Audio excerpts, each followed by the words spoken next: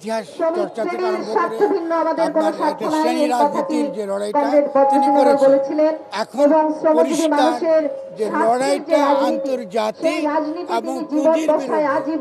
এবং এই লড়াই বাংলাদেশের জনগণ 5ই আগস্টে যে অভূতপূর্ব ঘটনা ঘটিয়েছে, এই লড়াইটা চলবে এবং এটা অবশ্যই আমাদেরকে একটা মুক্তির পথ দেখাবে। এবং বাংলাদেশের জনগণের যে শক্তি, রাজনৈতিক শক্তি, এটা আমরা 5 তারিখে দেখেছি। পরবর্তীতে এটাকে নস্যাৎ করার জন্য অনেক চেষ্টা চলছে, তবে অবশ্যই সেটা বানচাল হবে।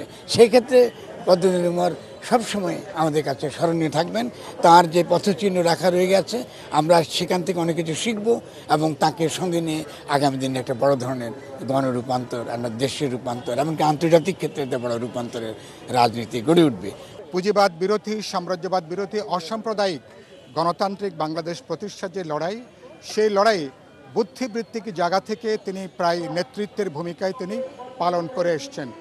তার অনেক স্পষ্ট উচ্চারণে অনেকে বিব্রত হয়েছেন, কিন্তু সত্য উচ্চারণে তিনি কখনো দ্বিধান্বিত হননি, তিনি কখনো পশ্চাৎপদ ভূমিকা তিনি গ্রহণ করেননি। তিনি পরিণত বয়সে তিনি বিদায় নিয়েছেন, কিন্তু তিনি যে বিপ্লবী উত্তরাধিকার রেখে গেছেন চিন্তার জগতে, মনন জগতে, সেটা আমি মনে করি পরবর্তী প্রজন্মকে সেটা অনুপ্রেরণা উৎস হিসেবে কাজ করবে। আমি ব্যক্তিগতভাবে আমার রাজনৈতিক মানস গঠনও বদরুদ্দিন ওমরের একটা গুরুত্বপূর্ণ ভূমিকা রয়েছে। আমাদের দেশের অনেকগুলো প্রজন্ম তাদের রাজনৈতিক মানস, বুদ্ধিবৃত্তিক মানস গঠন করবার ক্ষেত্রে বদরুদ্দিন ওমর প্রায় বলতে মানে একক ভূমিকা তিনি পালন করে এসছেন গত কয়েক দশক ধরে।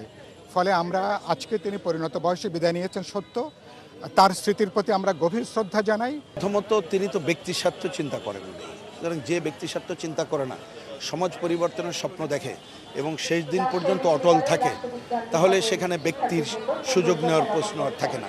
উনি সেটা একটা উদাহরণ রেখে গেছেন, সুতরাং সেটা আমাদের আগামী দিনের পথ চলায় অনুপ্রেরণা হয়ে থাকবে। আরেকটা বিষয় যেটা বললাম, যে সমাজ পরিবর্তনের যিনি স্বপ্ন দেখেন তিনি শ্রমজীবী মানুষ, অন্যদের স্বার্থ দেখেন। এক্ষেত্রে মত পথের পার্থক্য থাকতে পারে, কোন পথে যাব, আমাদের সাথেও সেটা ছিল, কিন্তু আমাদের ভিত্তিটা ছিল আমরা সবাই মিলে সমাজ পরিবর্তনের স্বপ্ন দেখি।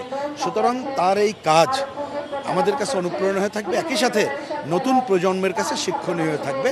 এটাই আমার কাছে অন্যতম এই দেশের স্বার্থে প্রয়োজনীয় বিষয় বলেই মনে করি।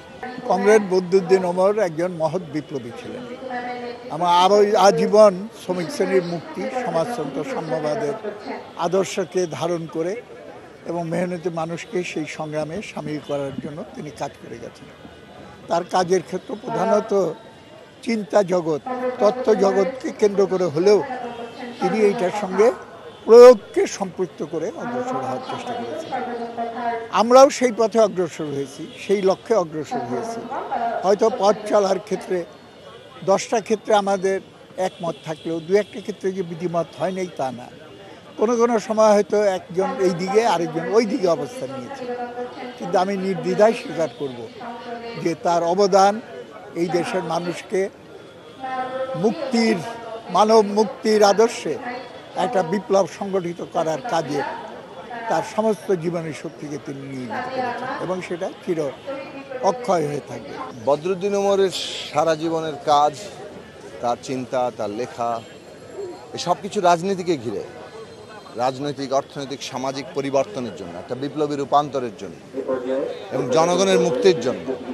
কাজেই বদরুদ্দিন ওমর এমন কাজ করে গেছেন, আগামী দিনে যারাই সামাজিক, অর্থনৈতিক, রাজনৈতিক পরিবর্তনের জন্য লড়বেন, চিন্তা করবেন, তাদেরকে অবশ্যই বদরুদ্দিন ওমরের লেখার সাথে তাকে পাঠ করতে হবে। অর্থাৎ বদরুদ্দিন ওমর নিজেকে এমন জায়গায় নিয়েছেন যে তাকে এড়িয়ে যাওয়া সম্ভব না।